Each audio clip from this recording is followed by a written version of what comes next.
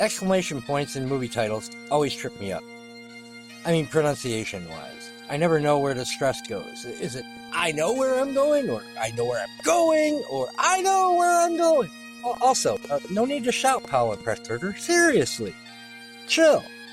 I know where I'm going. Yeah. They do have the song in the movie, so... The one we cannot play for copyright reasons. I warned you about that song, Leonard. I think it's fantastic. I think it works really well in the movie.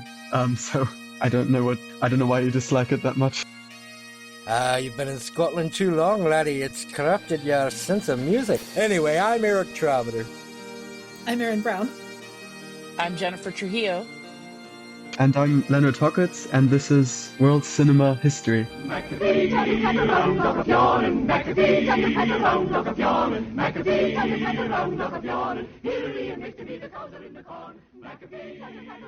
Now, this is a film that you show to someone you care about, as a way of possibly trying to say something that you can't put into words, share the experience, so to speak. And I know I'm not the only person to have done that. It's a film that seems to cast a spell over many romantic relationships.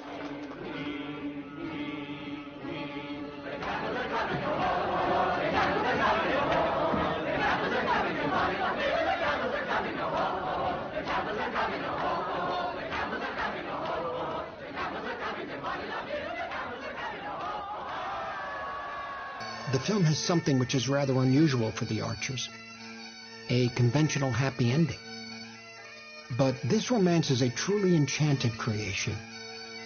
In my view, it's one of the most beautiful love stories ever made. Hi! Hi! It is also a mystical poem on the natural world and a sermon on correct values. And that was Martin Scorsese discussing this week's film, I Know Where I'm Going, written and directed by the dynamic duo of Michael Powell and Emeric Pressburger.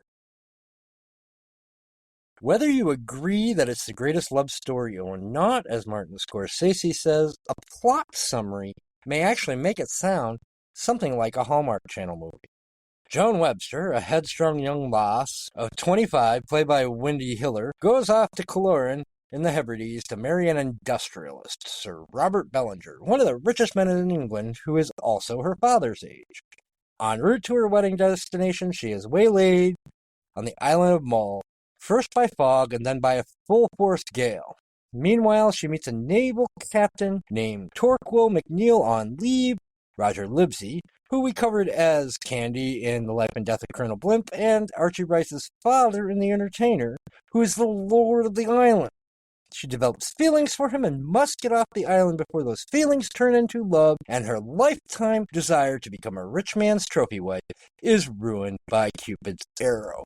Great friend of the show, Leonard Hockerts, who at his young age has probably forgotten more about pre-1950s film than I ever knew, is with us. And Leonard, it seems like every time we discuss a Powell and Pressburger movie on here, whether it was creating a war film with no war scenes in Colonel Blimp, or recreating the interior of Canterbury Cathedral in a studio for Canterbury Tale, we always talk about Michael Powell overcoming huge obstacles to get Emeric Pressburger's story on screen.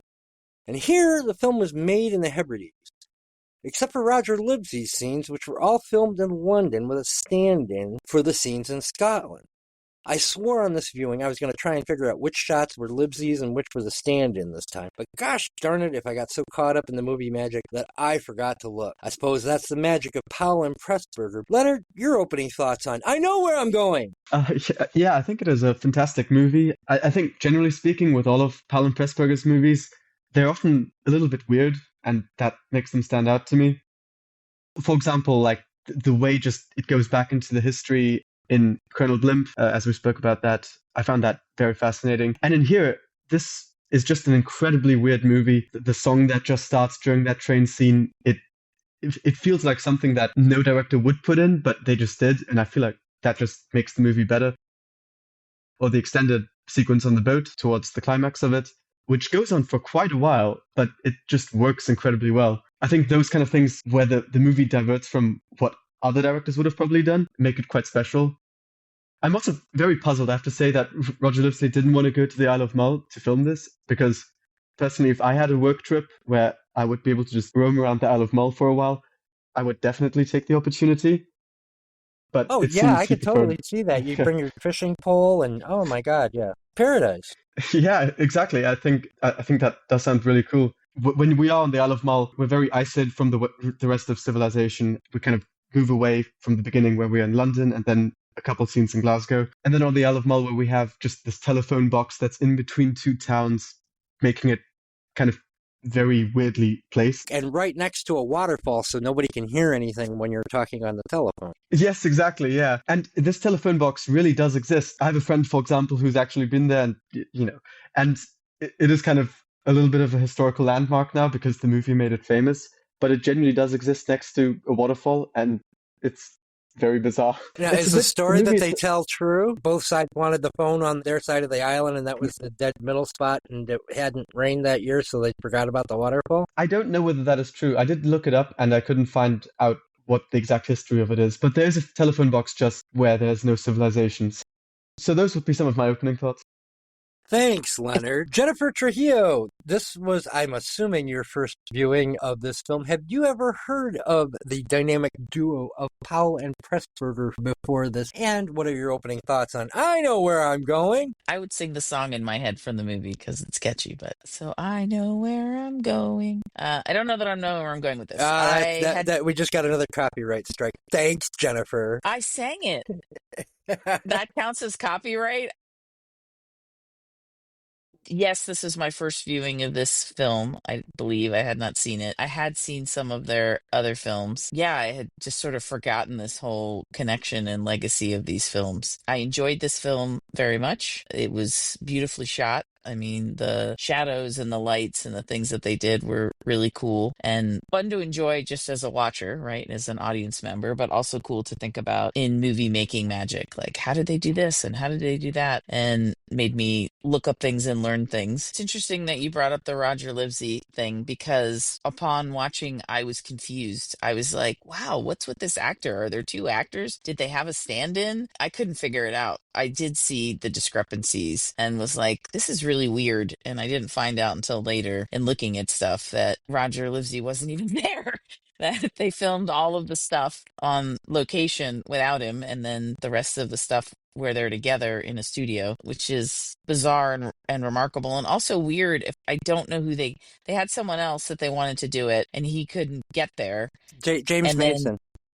James Mason. Okay, so And they had someone else. he didn't want to go. No, ironically, it's not that he couldn't get there. He didn't want to go on location. He only wanted to stay in the studio because it was 1944 and they were still getting bombed. And ironically, Livesey never left London, so he wouldn't have had to. That's what I'm getting at. It's so bizarre. It's such a weird twist in the history of this movie or the movie making that in the end, the first actor could have had the part. And I guess Roger Livesey read the script. I don't know. He got to the script, but then he was in a play. They said somewhere I read or heard that he was doing a play or a performance in London and couldn't go to location. Not that he didn't want to go to location, but maybe it was both. A super weird, ironic twist of things that they ended up using a body double. Back to the film, I thought it was beautifully shot, some really cool, clever transitions and dream sequences. I like the songs. I like the use of the song, like with the train and the intensity building up and silly transitions like the top hat going into the steam train. I loved Scotland as a character. I am an American that, loves the Outlander, and Scotland being a character in this. So I was really excited that Scotland was a huge character in this film as well. I love the Outlander series and Scotland being a huge character in there. It certainly felt a bit of a film made to make you want to come for tourism's sake, right? Come see the telephone booth next to a waterfall right on the side of a road that's now between the two pounds. I mean, maybe there wasn't a road, just a cow path or something back when they put it there. But from what I saw somewhere, it's like literally on the side of the road. And then there's the waterfall. just funny and odd. So this film is certainly an incredible travelogue. I'm going to use the tourism tribute to Scotland as well, because that's what it felt like to me. Like, come visit, come see all the cool things. As a film person, you can go and visit all the cool locations. And now I could do I Know Where I'm Going and Outlander on a Scotland trip, which would be pretty rad. Another And thing I since they're really, completely opposite sides of Scotland, also, you'd be able to see all of Scotland in between. yeah, I've never been there. Have you been there? I've been to Anyone the been there? Hebrides, yes. They also kind of skip the entire east coast of Scotland, which is the worst part. So that's good. It's the worst part. No, They I'm have I'm, to I'm talk about joking. I'm Oh, joking. It has Edinburgh and like St Andrews and all the kind of fancy places, but people on the west coast will tell you it's the worst part, and I agree. Living on the west coast, Train Spotting is set in Edinburgh, but it's based in the west in Glasgow. So it was filmed in Glasgow, so that just speaks volumes, doesn't it? Because Edinburgh is so hard to film in. That is a good factor too as well. I find it interesting how in this movie we do see some things that are actually quite accurate. So, for example, in Glasgow, where there's that bit of a joke where she has to switch train stations in the city center. I mean, it's just as absurd in real life. So the one train station she's switching to, which is Buchanan train station, that one doesn't exist anymore. But we still have like 6 train stations in the city center, and half of them are not connected with each other. So you do have to just walk, and the trains can't go continuous. So it's very bizarre and very weirdly designed. And I find it quite fun that the movie kind of touches on that. it's good to know that that's real in this, the frenzy that we have minutes to catch trains, which is I'm betting is still a problem, trying to get between the 2 train stations. I always find that weird when places do that. There's one train every day, and the connecting train to somewhere else is less than 30 minutes away, or plane. The other thing I really, really thought was fun in the movie was some of the quotes. I haven't heard any intelligent female nonsense for months from Katrina, which was delightful. Her whole entrance and her whole character, pretty amazing. And then I found out that, of course, she ended up marrying Michael, which is also interesting. Or were they already married when this happened? Who knows? One of you knows. I don't know. The other fascinating quote I thought was fun was taming a woman must be worse than taming an eagle. And then can't be done, can't be done. I appreciated that. Again, there were some big sweeping moral thoughts or questions that came up through the film. The differences in class, the differences in money, the differences in this powerful manifested willing something into existence. She knew where she was going, our main character had, and then being presented with another path altogether, and does she choose that path, and what happens? That part was fun. I liked the So whole you didn't class. think it was like Stockholm Syndrome, where she was being kept against her will and then decided to embrace it? Yes, the actual existing whirlpool kept her there, made her make this choice. Yeah, spun her head around enough that she had no sense of her own choices. No, I didn't think that, but that's funny. I thought the stuff about the money, right? People around here are very poor, I suppose. Not poor, they just haven't got any money, and it's the same thing. Oh no, it's something very different. I thought that was a great moral tale and thought in here, like to think about that. When Yeah. Katrina later, she said, I'd swim to Oban for £10, Glasgow for 20.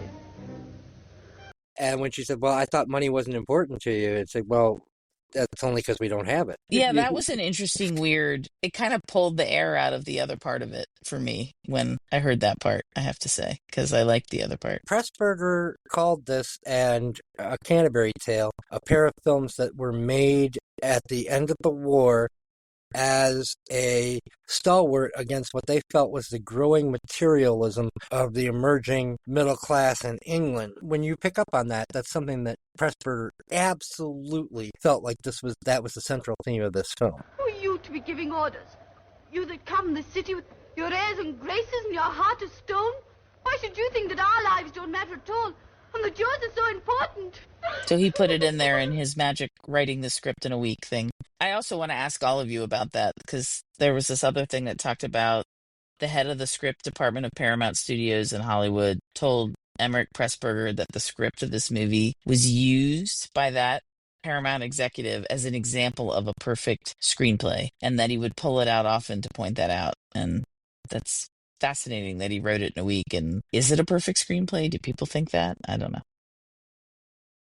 Batting cleanup, we've got Erin Brown. Erin, we all know your great love of love stories on film, but we also, not sarcastically, know that you are a big advocate of films with heart. As someone who, shall we say, is not averse, but is less taken with love stories in most of the films that you see, was there anything about the lack of actual sexual chemistry between the two leads here that either worked or didn't work for you as far as the story went. Perhaps it wasn't the most, to me, romantic film. I felt like this had tons and tons of heart in it. Your opening thoughts on I Know Where I'm Going? Yeah, I did think it had a lot of heart. And yet the love story was like, the anti-materialistic statement of it, I thought was good and important. But it also felt like, because it was taking place at the end of the war and it came out in 1945, so it was probably being filmed during the war, it felt like it was trying to remind people of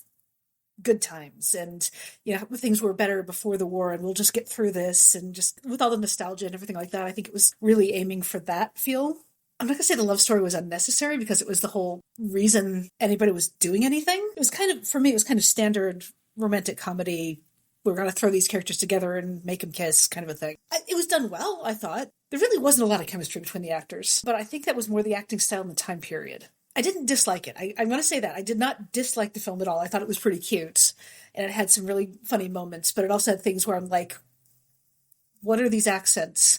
Why does he sound Scottish by way of Wales? Because the actor is actually Welsh. So I found that out because I had to go to Wikipedia afterward to find out what kind of name is Torquil. Apparently there was a Torquil MacNeil that was a clan chief, but he was a different guy than this, in a very different time. And also to answer the question about the actress that played Katrina, Pamela Brown, she never married Michael Powell because she divorced her first husband, but as a Catholic couldn't remarry, so she just lived in sin, apparently, which I don't believe is a thing. I believe in sin, but I don't believe in a couple who living together outside of the bonds of matrimony to be one of them. Exactly. Yeah, I don't think it is. I'm just remembering this. One time I mentioned to my very religious aunt once that my mom lived with my current stepfather before they were married, and she goes, "Oh, she's a fornicator." And I'd never heard a person say fornicator out loud, and especially in that tone. So I'm just trying to say I agree that it's not. What do you mean by sin, guys? Calm down. It was such an odd movie. It was very pretty. I liked, I like the scenery, and again, that felt like reminding people of, someday the war will be over and this is what we'll have and everything is great and just keep up hope and stuff like that. And that's my main takeaway from it. It was just to be fun. Thank you. But Jennifer, before we get into your mushy, wushy, lovey-dovey heart, Edwin Hillier was the name of the cinematographer here. He also shot A Canterbury Tale for Powell and Pressburger. Shot this entire film without using a light meter once, and barely ever looked through the camera. Sent his cameraman down with instructions, said, open the aperture to this setting, put this lens on, and shoot it from this angle. He had this great talent where he could, whether he was inside the studio or out in the Hebrides Islands, he could just look around and tell you exactly what aperture setting. I think what creates what Jennifer was talking about, the richness of the black and white, where, in terms of the shadows. But the other thing is, of course, we're able to shoot in Scotland where it's cloudy almost all the time. Leonard, you can testify, the sun comes out for 2 months a year. Sweden is the same way when they shoot in Sweden, because there's something about the sun in black and white reflected through clouds that gives everyone just a gleam and a halo and adds an extra element of in painting they call it chiaroscuro, and his ability to just kind of eyeball things and say, hey, well, that looks really, really good in black and white, is actually why he stopped working with Powell and Pressburger, because, of course, when they began working in color, they wanted somebody who could do things in color better, and asked him to kind of split time with Jack Cardiff, who would go on to direct The Innocents, which we did an episode on A Matter of Life and Death, on the half that took place on Earth, which was in color, and Hillier refused, and so they allowed Cardiff to shoot both sides of that film, and they never worked together again. But we do have these two great documents, A Canterbury Tale and this one, too, that almost perfect alignment between Powell who could just say, okay, set up this shot, and Hillier, who could just absolutely look and say, okay, set the aperture to 3.2, use a 43 millimeter lens, shoot it from a 23 degree angle, and it would absolutely every single time. If you ever watch the great documentary Made in England, narrated by Martin Scorsese, you can actually see Powell's handwritten sketches lining up exactly perfectly as a storyboard with what ends up on film. So, Jennifer, as our designated romantic, tell us how the romance either worked or didn't for you. I do love a romance film. I do. And I am that. Erin had said she didn't think they had chemistry. Other people had said that. I feel like the Laird looked like he had a longing and want for our woman who knows where she's going the whole time. Like he stared at her, he followed her, that kind of thing. I'm a willingly, if they set something up, to suspend my disbelief, to say, okay, these are our characters. I mean, if you watch rom-coms or anything, or any romantic movies, you sort of have to go down that road, right? There's some level of, okay, these two are going to get together for whatever, even when it's, enemies to lovers or whatever. I enjoyed parts of the romance of this, right? So that he definitely cared for her. He was really sort of mellow and waiting. And then, Katrina had to knock him over the head and say, she's running away from you, what's wrong with you? Don't you see that? And he was like, oh, and that immediately made him went to put himself in peril, I guess, to save her. I wasn't sure about that part, but lucky that he went, because it did save all of them to get on the boat. In the romance, I thought it was funny and a great moment before she keeps going to her marching, where she knows where she's going to her destiny, to marry the dude who's just renting the island from the Laird. I want you to kiss me. And he doesn't hesitate for a second. He just does it. Will you do something for me? It depends. I don't care where or when, but somewhere, sometime. Will you have the pipers play a role in Up Brown Maiden? It might be done. Will you do something for me before I go away? It depends. I want you to kiss me. He kisses her strongly. She kisses him back. And then that's that. Oh, you had to go and mention that scene. Now I'm all weak. Go. God. Oh, good. No, anyway. Whatever. It was a good moment. Yeah, what I mean?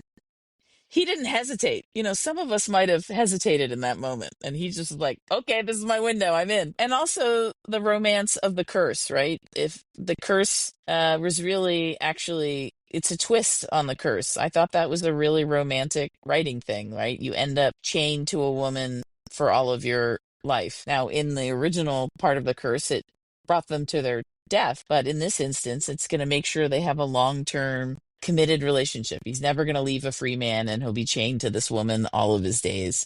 Before she died, the woman cursed Kiloran and every future MacNeil of Kiloran if they should ever cross the threshold of the castle. There's the curse, carved in stone on the ramparts, there to this day. It's a terrible, strong curse. It goes. This is the curse of Katrina MacLean of Eric. My curse on MacNeil of Kiloran and every MacNeil after him, if he shall ever cross the threshold of Moy. Never shall he leave it a free man.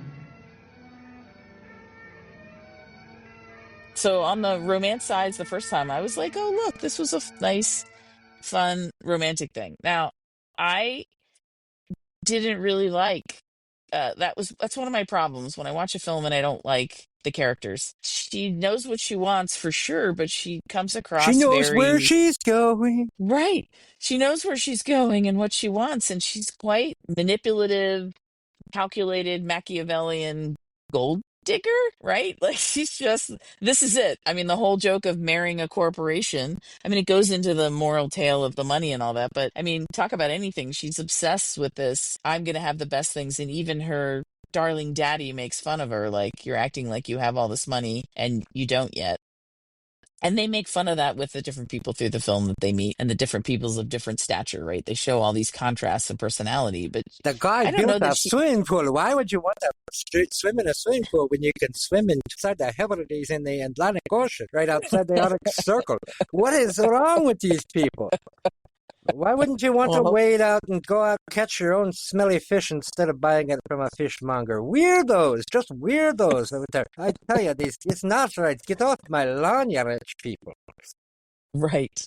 Exactly all of that. Worst Scottish accent ever. Sorry about that. I mean, did all of you like Joan? I mean, Joan is not likable to me. I did not. I'm going to start with Leonard. I'm going to start. Erin answer that. I want to start with Leonard because Sorry. Leonard has a huge background in the screwball comedy. Leonard has forgotten more about Ernest Lubitsch than I ever knew. Joan, I think, dates to a type of character that we've seen going back to Bringing Up Baby, the Lubitsch comedies, or maybe Shakespeare's Taming of the Shrew. But Leonard, how did you feel about Joan Walker? Well, first of all, thanks for calling me an expert on screwball comedy. I just really enjoy them, but probably wouldn't call myself an expert. But you are right that Compared to everyone else in this room. Fair enough. I mean, you are right that in a lot of those movies, the characters, often it isn't even the point to really say you like them or you dislike them, because they're often quite absurd characters. I mean, if you think of Bringing Up Baby, for example, the characters are more like puppets by the director to make jokes. And in this case, we've got Joan, who's obviously also introduced in a comic way. So the opening titles, which, by the way, I think are some of the greatest I can imagine, where they slowly They're trickle. very cool. They slowly trickle in the names, but they also already set the groundwork for her character. So she's already kind of introduced in this comedic way when her interaction with her father is more comedic than kind of giving her a deep character, right? So I neither really identify with the characters here nor not identify. I just kind of enjoy the weirdness and oddness of the movie. Yeah, I think with a lot of these movies, that's the way I kind of think about them. So I almost I wouldn't say I like her or dislike her. I agree with you, though, Erin Brown. I don't think they had any kind of sexual or romantic chemistry. But I think what they had is a great pairing as far as comic chemistry goes. And that's why this film just kind of breezes by. But I also agree with Jennifer that I still felt maybe it's because they didn't have that chemistry, and so maybe I wasn't rooting for them the entire film, that when she walks up with a trio of bagpipers behind her, the romance actually worked on me more, maybe because I wasn't sitting here with a bunch of coitus interruptus like, oh, they're going to get together. Oh, no, they didn't. The way you normally would get in a romantic film. But your thoughts about whether you liked Joan Walker? I really didn't care for her that much. She was ambitious, and ambition is not a bad thing. What she wanted, I didn't care for, because again, like you were saying, it's about anti-materialism, and she's very materialistic, and that's unpleasant. And it felt like she didn't have to be that way, but it was weird. It was complicated because, like, if she had been ambitious for something like bettering herself through her own hard work, that would have been totally undermined by her getting together with Torquil, which is still a weird name. But yeah, she was short-sighted and very, headstrong, and she's going to do what she wants to do no matter who gets hurt. As they showed with the boat later on, she was willing to go out in a gale and get herself and the other guy killed. All I could figure is Torquil went with them just to, either teach her a lesson or make sure that they didn't drown. I'm not sure if it was one or the other or both, but that's, the vibe I got. She was an odd character. They did do well together with the comedy. I think that they played off of each other really well, but there wasn't anything, I didn't feel anything there apart from we're good at the script and we're good at bouncing off of each other, but we're sticking to the script and there's no added emotion to it, is how it felt to me. Well, they weren't even in the same room when they were filming it. Well, sometimes they were. That can't have helped. Well, sometimes they were. I mean, there were times when they were in the same studio, but it was 3 days they spent together in the same studio. Right, but I think they shot all their shots together there, right? Yeah. Nope. How did they? No, those are matted in. Most of them. What? Most of the Seriously? shots are matted in. Well, he looks like he has an outline, like he's matted in a lot. Like I It's looked up weird. green screen to figure out when green screens or blue screens started to see if they used that in this film No, when they I use kept rear freaking out projection. about. They use rear projection Uh, instead. They were only together in the studio for 3 days out of a 2-month shoot. Well, that would explain why there's no romantic chemistry at all. I mean, Yeah, how they're not can even you in the same possibly? room together. Yeah, that is did they bizarre. actually shoot the kiss together? I hope so. Yeah, I that wonder was if one of they those. did. That was one of those 3 days. But the ending scene where she runs across the castle and hugs him—that's a stand-in. That is bizarre. Right, because it's in the castle, and that did seem off. Yeah, because the You stand-in is pointed out, actually like 3 inches shorter than Roger Livsey. and his face shape is a little bit different. I guess they said they tried to train him to walk the same way, but yeah, it confused Livsey me. actually trained him in London, had him follow him around for a few days. And they get away with a lot. Like I said, there's so many times in this film where I thought I was going to be, trying to pick out, oh, well, and I just couldn't because the movie magic is just so good. And I just got sucked into it. There's just too much, there's too much else to look at. That's true. It's like with Hitchcock. I'll do that where like I can watch even his greatest films like Vertigo and I can be like, that's not a real staircase. And then I'm like, yeah, you know what? That's just seems like a lot of work, and this film it has got me so compelled. I forget, and there are just certain directors who can pull this off somehow. And I think Michael Powell is one of them. Leonard, your thoughts on Michael Powell versus Hitchcock? No, I'm joking, but just your thoughts in general. Well, it's interesting that you mentioned Hitchcock because his movies are notorious for like very obvious rear screen projection, and as you mentioned, the staircase. I mean, even like North by Northwest in the iconic scene where it immediately cuts from that clip from the crop duster to like this awful rear screen projection. So Hitchcock was quite notorious for filming in a way where you would just so obviously notice that it's fake. But to me, those things never really mattered that much. And over here as well, I can't remember ever watching I Know Where I'm Going and being distracted by any of the fakeness. Yeah, and I don't know whether that maybe is because I think I've only ever watched I Know Where I'm Going in the cinema. So I've only ever watched it on the big screen, I believe. Very good point, because we watched the 2023. I rewatched, and Erin and Jennifer for the first time watched the 2023 digital remastered version. So I also watched it. I also watched the remastered version, but essentially in the cinema. So I don't know whether the kind of just the physical size made a difference with just kind of immersing me into it, so that I wouldn't notice those things, or whether I've just watched too much Hitchcock and therefore my brain has already been trained not to spot those things and not to be distracted. It's a bit like the chorus in Shakespeare. You just kind of it doesn't seem odd to you after a few Shakespeare plays. You're like, oh, a guy comes out and just explains what everybody's thinking. There's also the level of, if you watch films or whatever, you love stories, suspending your disbelief, right? Like you're like, okay, I'm here. Oh, they put a cow flying through the air. Okay, that's part of the story, right? Maybe. Yeah, that's a good point.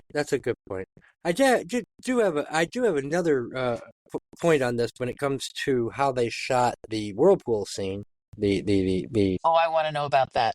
I'm excited to hear, because I was like, I need to understand. I saw some of what they did, but tell me. They did some long distance shots over the area, and a lot of middle distance and close-up shots were made on a small boat in a studio. They would just literally have the crew rocking the boat back and forth and throwing water at them in front of a rear screen projector. And that's how almost all of the close-ups were done, except they also filmed, I can't remember who played the boy, but Wendy Hiller and the boy on the actually at sea with Roger Livsey's stand-in. And so you have shots where you've got Livsey from the waist down standing up, where the two of them are crouched down. That was actually shot right outside of the actual real life whirlpool there in the Hebrides. But the close-up shots were were done in a boat on what are called gimbals. There are parts of this film that were shot. For instance, Moy Castle was actually shot at the Castle of Moy. Dwerk Castle was actually shot at the Castle of Sorn. Torsay Castle was shot. Leonard, you can correct my pronunciation pronunciation, but Akenrosh, I believe it's pronounced. And the whirlpool was actually shot at the Pass of the Grey Dogs, and you also had the Gulf of Corryvreckan. Is that pronounced correctly, Leonard? Since you live around those parts, is it pronounced Corryvreckan? I probably Yeah, wouldn't yeah. actually know these pronunciations, given that I'm not It's all natively Hebridean. It's all Scottish. Hebridean. But those were the actual locations that they were shooting at. So they were intercutting from 3 different locations. So they were filming right off the island. They were filming outside the whirlpool, and then they were back in London filming in a studio. And they were able to intercut those seamlessly enough that I only really pointed twice this time and said, that's rear projection and that's rear projection. And I saw it the last time. It was before it was restored in 2023 in a theater. I didn't notice the rear projection at all. And I do think that is not the fault of Powell and Pressburger. I think it's the fault of the restoration. I think they over-restored it, and so the background that would have been slightly out of focus, and so you wouldn't have noticed it was rear projection. I went back and I actually looked at an old VHS copy I had of this film. You can't tell the rear projection as the way you can in the new digital. When they digitized it, I think they over-clarified the background, and that destroyed some of the movie magic. And so my original viewings, even though they were crappier copies in terms of sound quality and what have you, actually looked better in terms of keeping the movie magic alive. The restoration is fantastic, and it definitely works very well on the big screen. I remember once I watched it with my parents in the cinema, and my parents were just stunned by how immersive the entire scene on the boat is with the storm, and you really get dizzy watching it. Like when you're in a dark room and this is showing on the big screen, and the camera is kind of just waving up and down together with the boat, and there's all this movement for like 10 minutes or something. You really get dizzy, and it's so incredibly immersive. It's done incredibly well. Last but not least, let's talk about the choreography of the Ceilidh sequences, not to be confused with the Irish Ceilidh. The Scottish dancing, and of course the great plot point that the 3 bagpipers are stuck on the island because they were supposed to be getting to the same wedding and got held back by the same gale, and they end up playing at the diamond anniversary for this old. What is he? He's a farmer and his wife. But John Laurie did the choreography for that, and I've always wondered if there's a scene missing from this film, because you never see Livsey and Hiller dancing together at the Ceilidh. You find out the next day they must have, because they say, "Oh, you guys dance really, really well." And I always wonder if maybe that got cut out because they couldn't have Livsey and Hiller in the same space at the same time and still have them surrounded by all of the dancers. Because if you look, that is one of the scenes where they're off all on their own in this little corner where obviously they're shooting in a studio in London, and then they do the turnaround shots, and you've got Livsey in inverted commas back and the dancers, and they're all interacting with Hiller. But the dancing scene in this are absolutely beautiful. And when Torquil translates that song, gosh, please do not write in about the pronunciation on this one. Ho Rah My Nut Brown Maiden by John Stuart Blackie, which was from 1862. Absolutely beautiful moment. I think that whole sequence is probably my favorite in the film because of the combination of the music, the culture, what Jennifer was talking about in terms of the travelogue aspect of it. Yeah, how did the music work for you all in this? I loved it. It did bolster my travelogue and the love of Scotland and the whole thing. And also it's part of the cool parts of the great script writing, the couple things that you're talking about, right? Like the call back to the song. That's what the pipers are playing. Thought that was incredibly clever and part of the script writing.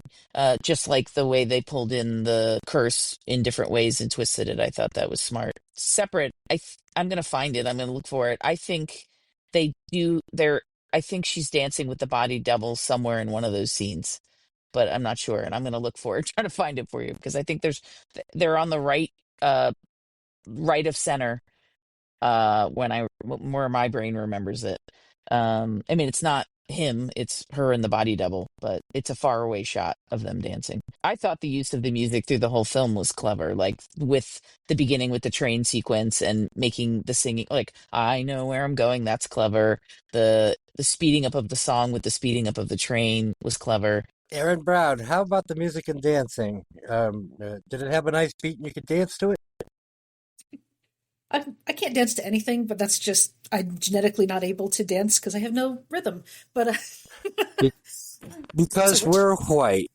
yes, sadly, I am of Scottish descent. On actually both sides of my family. If you look at my DNA profile, I like the music. I actually wasn't a big fan of the "I Know Where I'm Going" song. I thought it was weird, and I didn't quite understand the lyrics until the end of it when I could actually hear what they were saying. It's like, okay. At the Ceilidh, I thought I liked the dancing. It felt a little fake to me, though. It felt Like touristy fake, or like it wasn't really happening. like touristy fake. Like, not what the dancing would actually look like as much as what they want everybody to think the dancing looks like. Again, as a reminder of, pre-war, remember all the good times kind of a thing. A lot of the film felt like that to me. A lot of, the locals, when they would talk, their accents were odd. I'm not saying that they weren't accurate. I'm saying they just seemed weird to me. Maybe I'm just not good at accents, but it just all sounded slightly off. Oh, they slide in and out of accents all the way. Everyone Okay, slides good. in and out of accents all the way Yeah. through this. This is worse than Braveheart.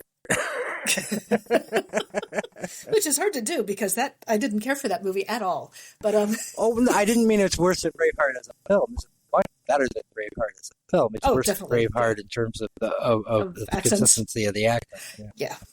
And I think that's also part of the time period, the acting style of the time. It just still felt weird to me. And again, I didn't dislike it, but it didn't feel realistic. But that's also because the acting style back then was strange. It's not like what it is now. It's not as natural feeling. What are you talking about? The acting style was strained. I don't understand where you come from. What do you mean the acting style was strained? It was not a strained acting style. What do you get off talking like that? Eddie Izzard had a bit about people's accents in movies back then, like, and I, as a person from the East End of London, I met a posh person today, and he said,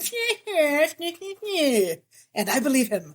So that's what it felt like, yeah. And now that I know that they had a body double for most of it, that's like, I'm surprised they actually were able to make a coherent film that was as much fun to watch as this, even though it's not my favorite, it was still entertaining as hell. It is a fun film to watch, and it flies right by. Yeah. Leonard, your thoughts on the music and dancing, and also there in Scotland, do you ever Ceilidh yourself? Oh yes, Ceilidhs are quite common here. Although I have to say I'm not I'm not the best at it, and also a lot of the Ceilidhs I would attend are generally aimed towards beginners.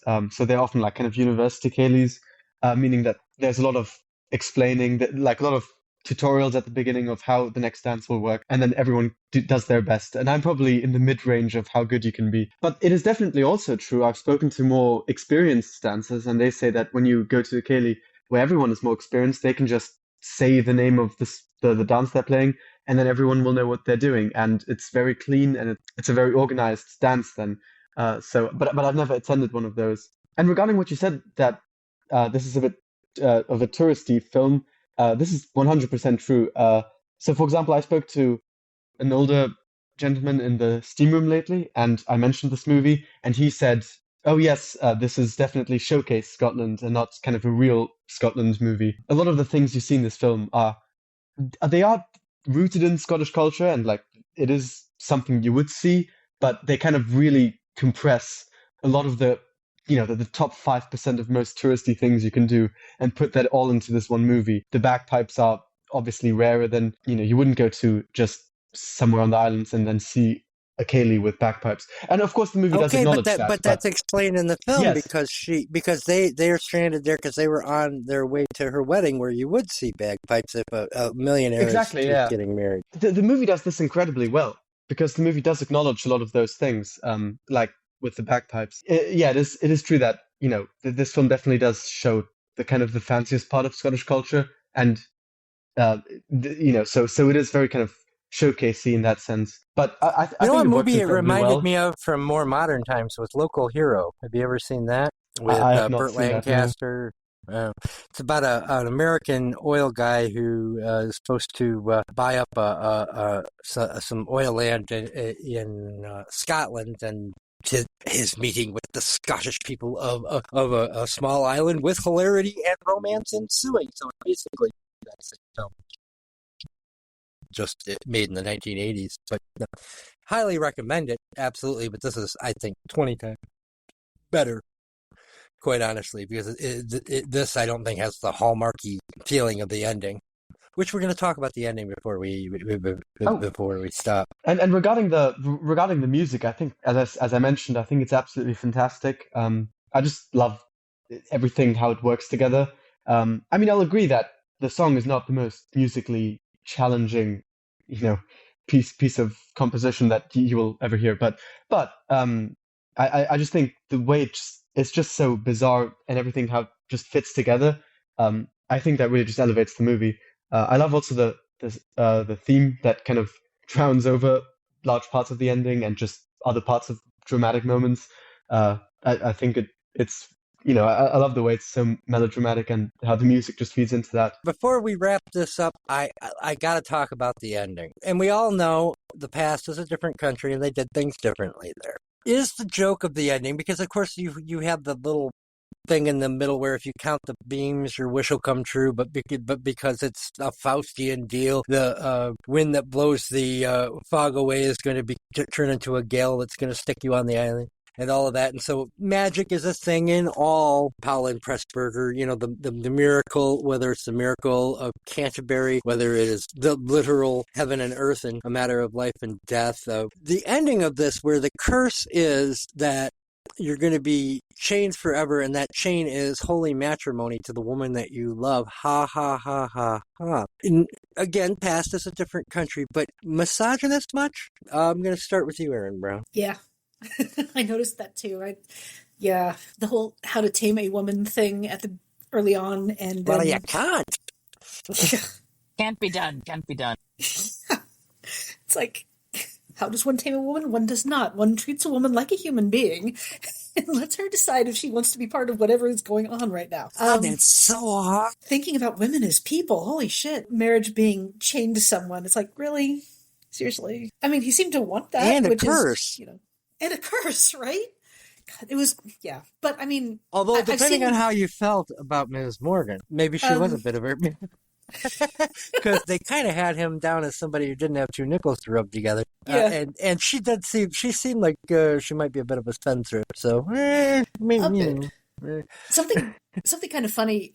Just a weird. I don't know if this was on purpose or not, because I mean, the Queen was still Princess Elizabeth at the time when this came out, but the drink she orders at the beginning of the movie, the gin and dubonnet, was Queen Elizabeth's favorite cocktail.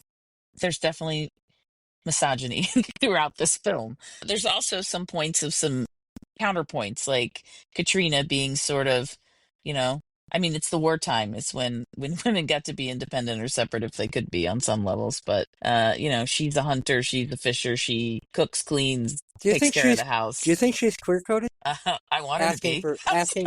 I love her too. Asking for a friend. I love her too, actually. She's probably my favorite character. Yeah, she's definitely my favorite character. Yes. I think she's strongly pan or bi queer-coded, for sure. I would definitely be platonic life partners with her if that was a possibility. I also think speaking of Katrina and the weirdness of that, which I'm really somewhere in my little bit of rabbit holing, it said that there was a scene at the end where she professed her love for the Laird. Like she ran in and they cut it out. And I'm grateful that they did, because I appreciate their friendship and whatever. And I think that extra part would have confused the film. They showed some jealousy and weird stuff. They had a whole subplot of romance at the Kaylee with the couple. Did y'all see that with the young couple with the guy, and then he's jealous? Let's take this outside. I'll Kaylee you, lassie. Yeah, yes.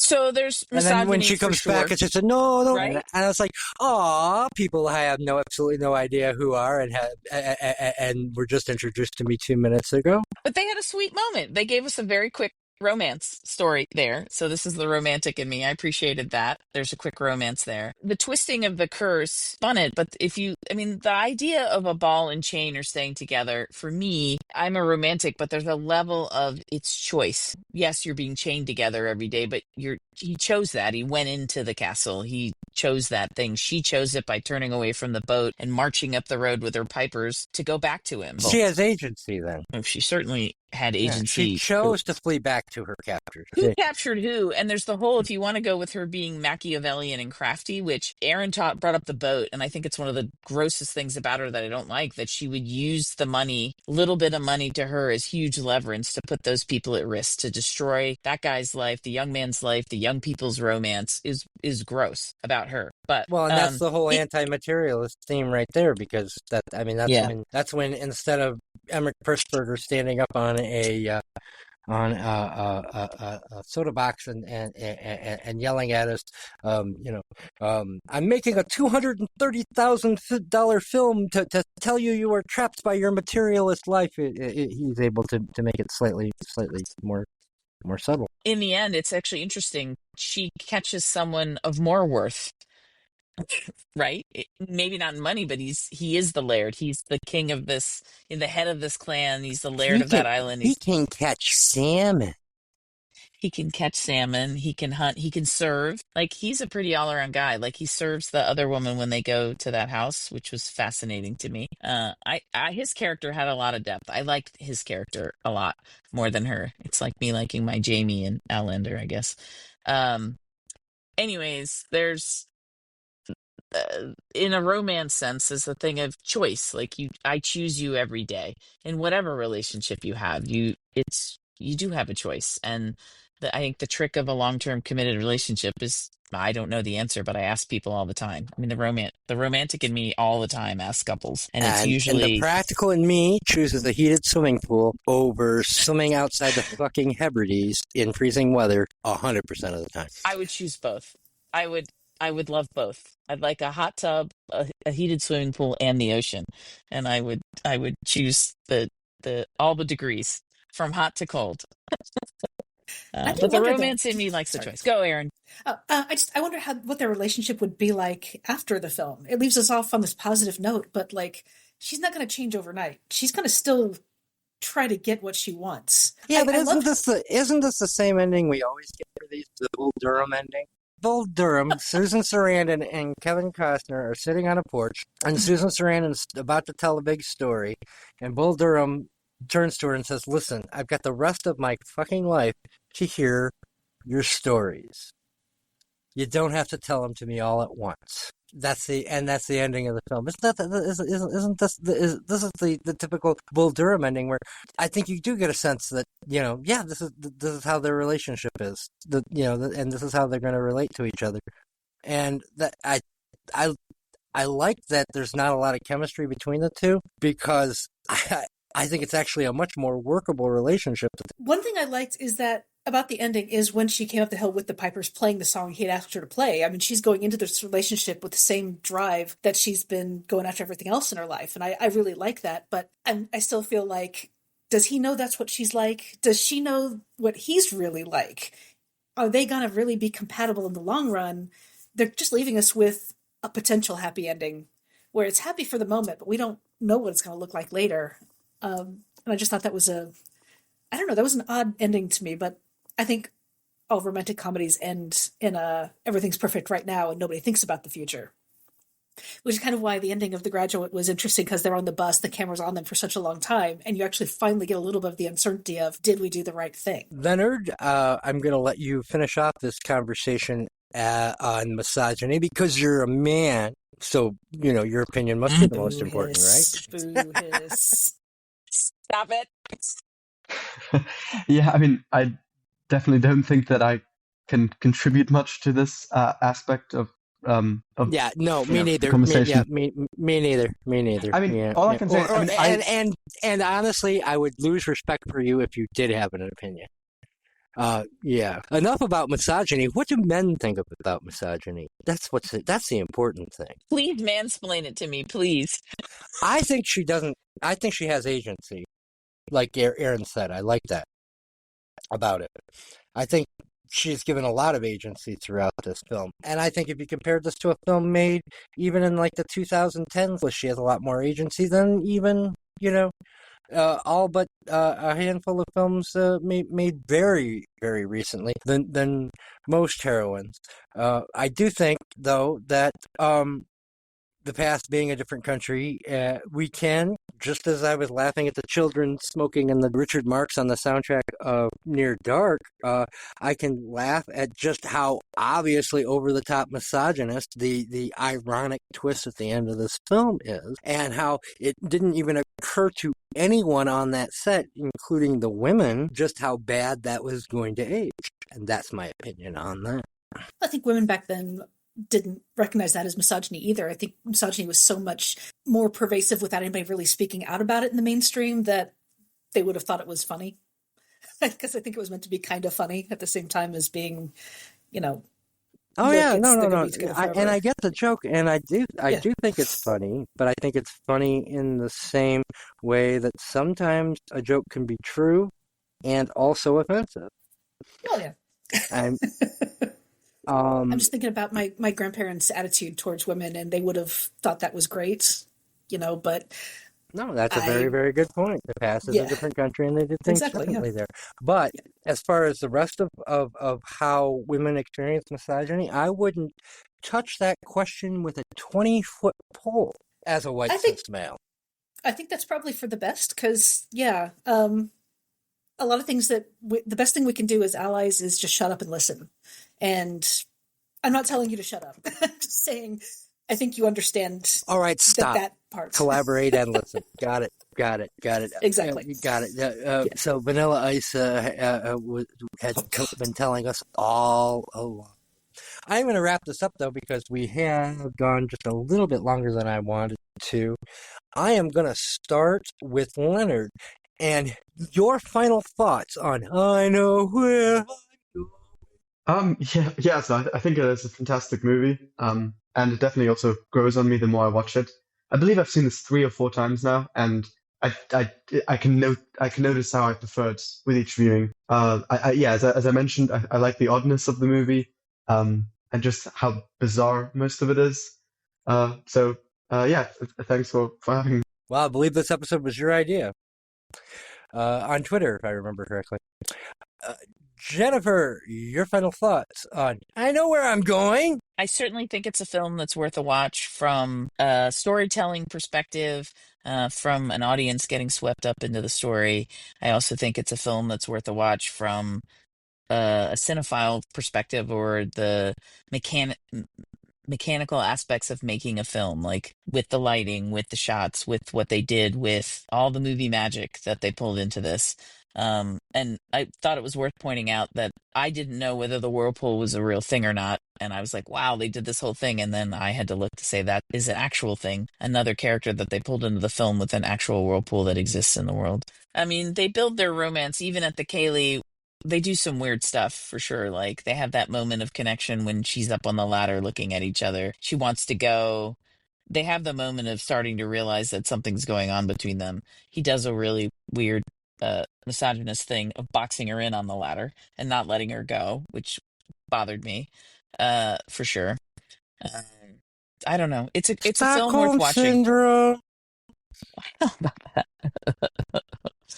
I have other points I wanted to make about other things, like her with the bagpipes. I think that's another ridiculously fun twist with the whole use of the money and doing what she wants. She takes her pipers, right? She tells them to march up her pipers that her fiance paid for yet again, and forces, tells them to march up the road playing this nut brown maiden, which I think is another fun twist of who she is or what she is. And then to Erin's point at the end, like, where are we going to go? Who is she? What's going to happen with I lied? I don't care about the fish. I don't care about the swimming pool.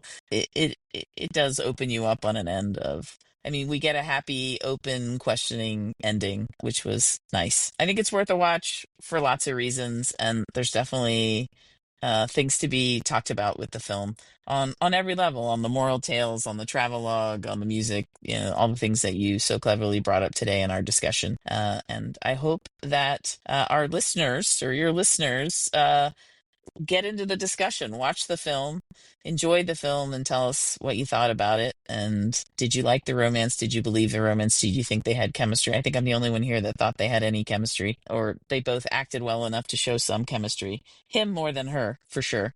But Well, he was tell safe us what you. in a London studio where she had the Scottish gale, where it rains 9 months out of the year in the Hebrides, blowing in her face. So Yeah. Uh, They had some great eye lingering shots. And if you want to talk about great eyes, my God, Katrina's eyes. Let's go back to her. Her eyes are amazing. I And even the know, way right? her eyes are lit, they're like translucent. They're like vampire eyes. I was like, I and they're can bright. totally see why when Michael Powell was abusing his power as a director and having an age-inappropriate relationship, she was the one he chose, quite Yeah. honestly. Fair enough. The other question I have is the cinematographer. I mean, he seems amazing. So I started looking because I was like, oh my God, this guy's really cool. He worked with Hitchcock. I don't know what films and where, but it does reference them together on multiple things. And I didn't have time to go down that, but that sort of makes sense with his use of light and shadows and the sky. I mean, there's a moment where I think there's a rainbow that's in black and white. Uh, I don't know, from the left of the screen to the other. That was pretty cool.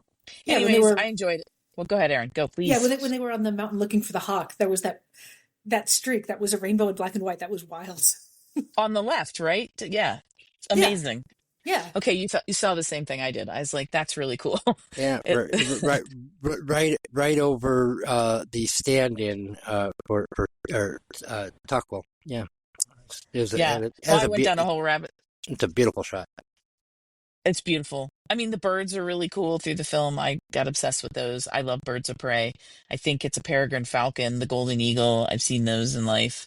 Then he has them outside and he's got the golden eagle on one post, the peregrine falcon, and there's all these other birds like red hawks or kestrels or whatever. I was like, this dude's cool. I like that guy. Barnstepple or whatever. He's a funny character.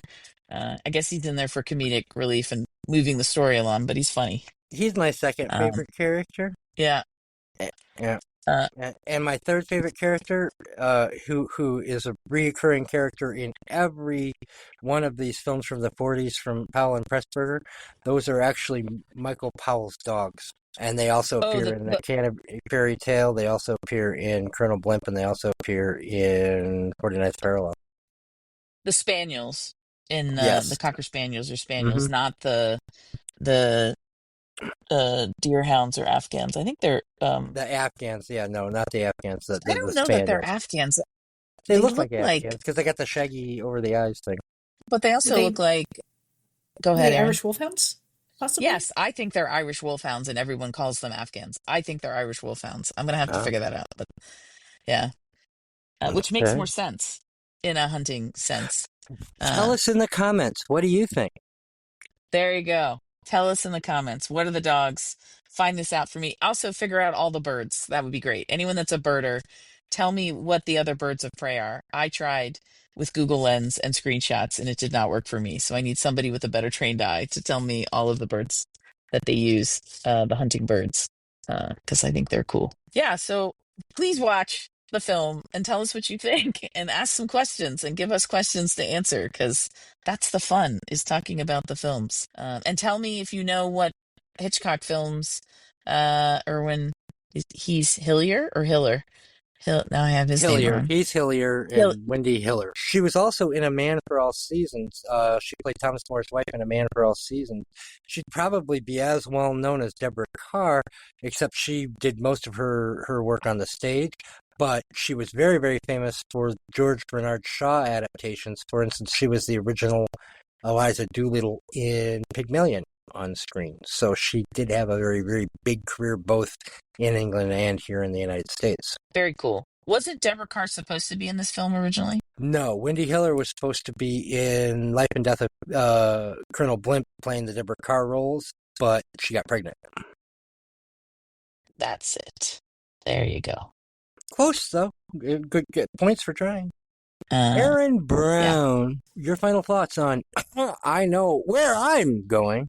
I guess I shouldn't point out that Petula Clark is in this. Oh, you totally should. Downtown. I didn't know she was a child star. I feel like I should have known that, but I didn't. Anyway, so yeah, she was in there. But and what a role! What a role! The girl with the glasses. Isn't that a weird scene? Like, just to have given so much character to that. She's not just a. She has child. nothing to do with the rest of the film. I mean, she's there. Absolutely she is, not. It's a very weird scene, but they give her a just huge amount of personality to the point where you think she's going to somehow or another figure it, and she just never does. Yeah, I think she does on the moral classist judgment, right? Yeah. That whole family is a whole nother level of what's it like to spend time with them, which how much fun it was, and how genuine the people at the Cayley were. I think that's a huge part of the moral tale. Yeah, Thanks that's for a good bringing point. her up.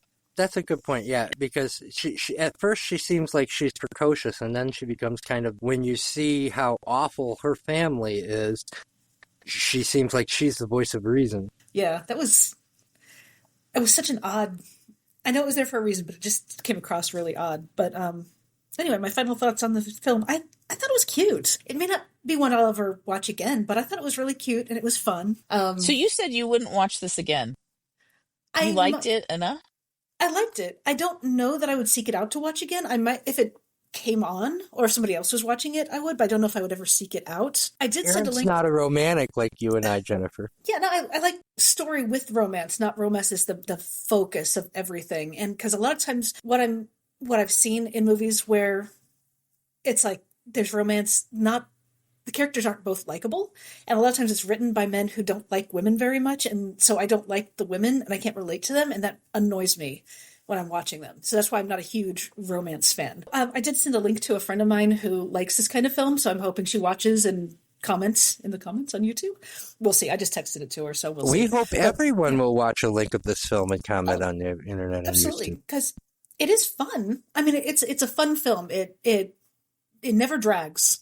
It's never like, yeah, there's the misogyny, but it's of the time, and it's enough that you can just ignore it and continue enjoying the film. I thought it was cute. So yeah, that's my final thoughts, I think. Now, I normally don't give final thoughts, but I'm going to briefly point out, because I have been kidding all the way through this, how much I actually do love this film and love watching this film. And I think it's just an absolute bravado performance by Powell and Pressburger. Everything from the opening narration and the opening credits being printed on the side of trucks and things like that. The top hat turning into the train with the steam coming out. The train tunnels suddenly looking kilted as they go through Killarney. Everything about this film, it just works for me. And I just love the kind of, I don't know how to put this, but just the spirit behind this let's go. You know, story-wise, as I pointed out, this could be the story behind every Hallmark Christmas movie. And I don't know if this one was there were hundreds of films that came out in the silent era that had this plot. But I think this, again, goes to something that we've been talking about the last few weeks, which is the story is what you hang your great performances, your great dialogue, and your great direction and filmmaking on. And this absolutely works for me. So even if the ending joke to me didn't age well, I still think it's a great film. Jennifer, where can people find you on the internet? On the internet at gilbertbakerfilmfestival.lgbt. If you go to Gilbert Baker Film Fest on Instagram, you'll find our link tree, and you can find all of the socials there. Come find us. And please come find us at this podcast and talk about it. That would be great. I would like more dialogue. Thank you. Erin Brown, where can people find you and us on the internet?